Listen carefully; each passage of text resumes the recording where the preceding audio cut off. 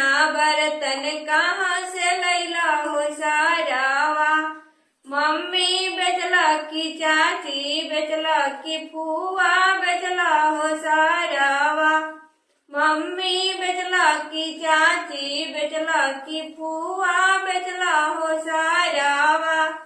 हमारा मनवा कहे कि अपन दीदी बेचला हो सारावा। हमर मनवा कहे कि अपन दीदी बेचला हो सारावा। इतनी दिन में इतना फलवा कहाँ से लैला हो समाधि। इतने दिन में इतना फलवा कहाँ से लैला हो समाधि। मम्मी बेचला की मौसी बेचला की चाची बेचला हो समाधि। मम्मी बेचला की चाची बेचला की मौसी बेचला हो समाधि।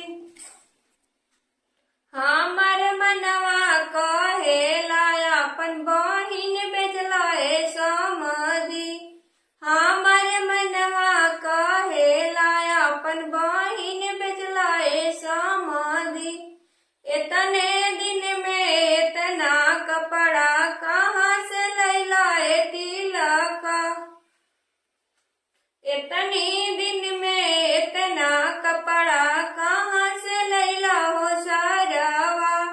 इतनी दिन में इतना कपड़ा कहाँ से लैला हो सारावा। मम्मी बेचला की चाची बेचला की बू